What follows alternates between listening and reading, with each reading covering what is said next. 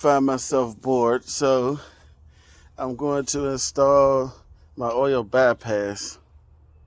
It's a big ass oil filter. Filters down to 2 microns. You just plumb it into the oil system somewhere. This is Detroit 60 series.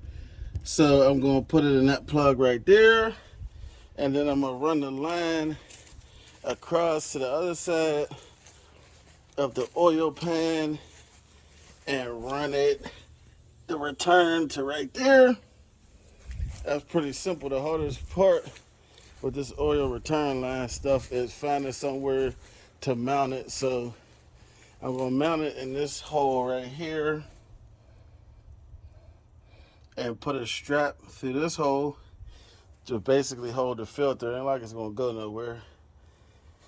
It's pretty simple. I got to go get, they give you fittings, but I'm going to have to go get some fittings made, get some extra pieces to go into this oil pressure port, and get a line made, go into the top of the oil pan.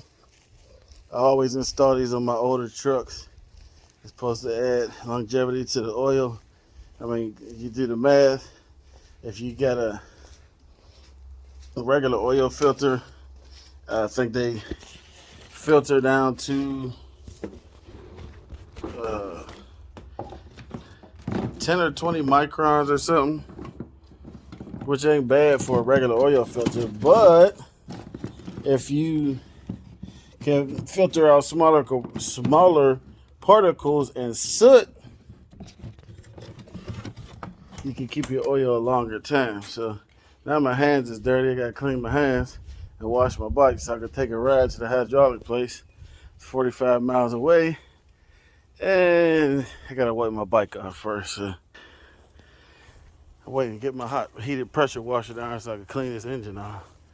But until then, no, I'll come back when I go get the parts and I start putting it on. Okay, I'm back from a 3-hour long trip to Columbia. Line's made, and I got the fittings I needed to go inside the block. And the rest of it's pretty much easy peasy. I just have to mount this. I got the other bracket. I ain't gonna bore y'all with all that crap. You really can't see what I'm doing back there in the engine, so I'm probably just gonna pause it and then do it, and then I'll show y'all what I did after I did it.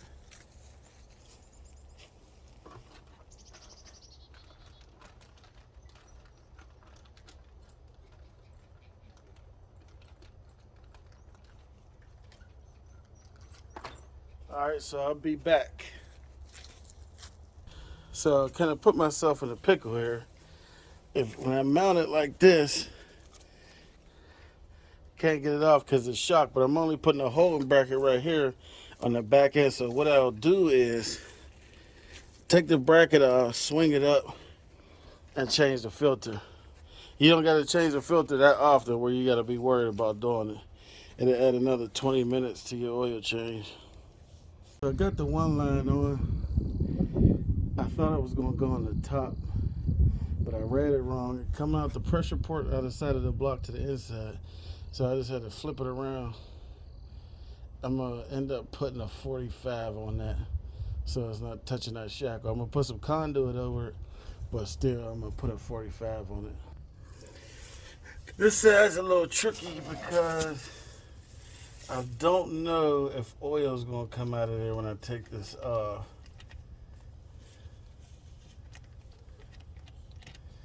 So I got the hose ready.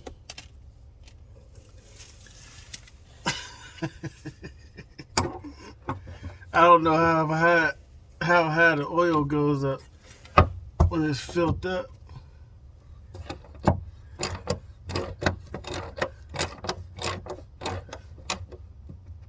And I don't want to take an oil bath. Lord knows I don't.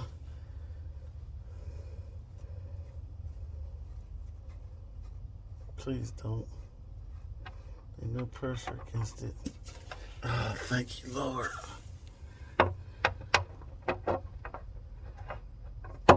shit. If there was oil pressure on it, that'd have been wet. It's like when it slipped back in, you gotta get it back in the hole, Jack. Didn't bring the pliers with me, of course. So, let's see.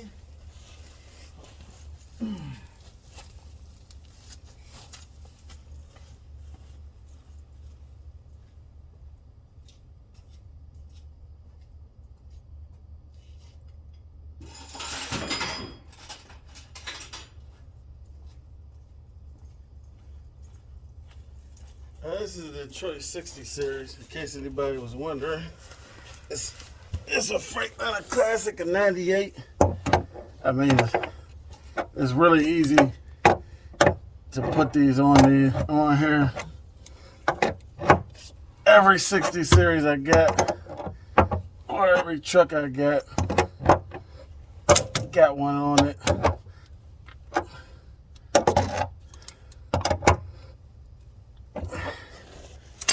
Just peace of mind. Can you see it? I'm gonna put conduit over top of these hoses. I have it, but I don't got it here with me.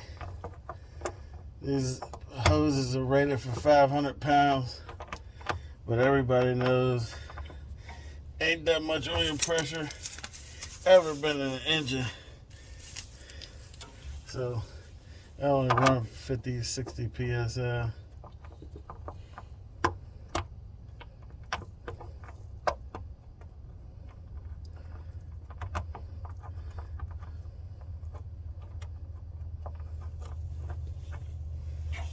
You think I've never done this before.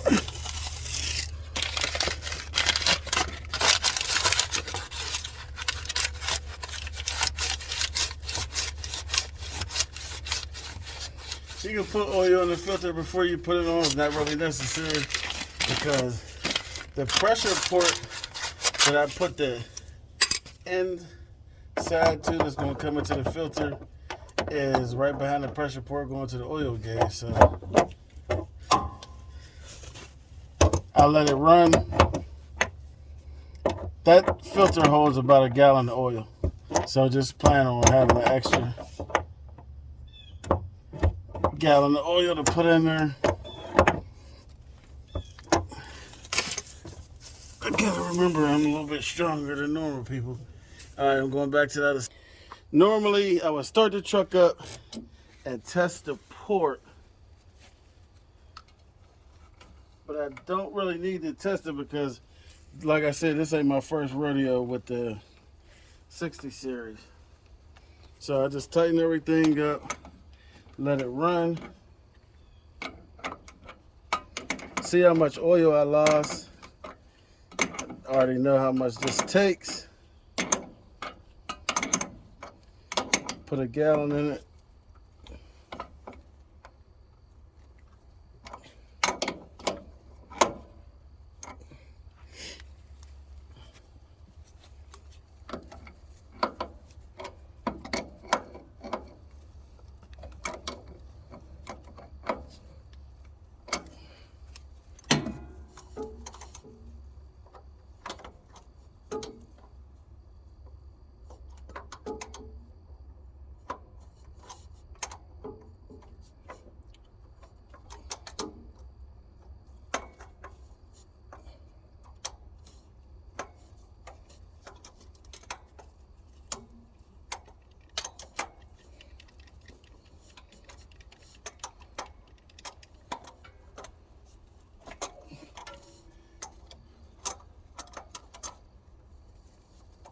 Didn't want to bore y'all with tightening these lines up, but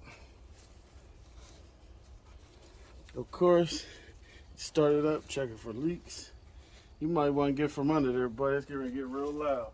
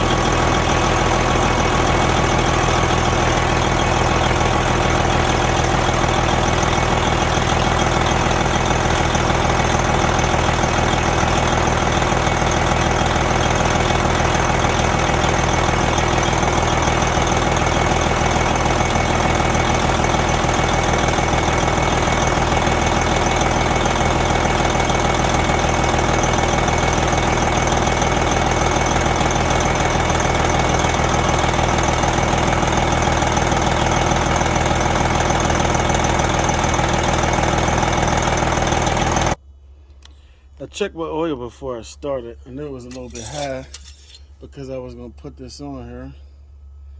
And it's right at the full. So I let it run for a while. It'll circulate it through. When I filled it up the other day, I filled it up a little high because I knew I was going to be putting this filter on here. I ain't going to bore y'all with this bracket. I got a bracket. Goes in the hole. It comes around and clamps it. Homemade, of course. But that's it. This is an amsoil. Amsoil, however you say that. That's the model number for the big trucks. It comes with the line and the regular size fittings. This is a 60 series, the pressure port right there in the block. And then I put it in the top of the oil pan on the other side to return. It tells you on here which side is out, which side is in. Got good oil pressure when I started it back up. The hardest part of this whole situation, trying to find somewhere to mount it. My other truck, my FLD, I put it here.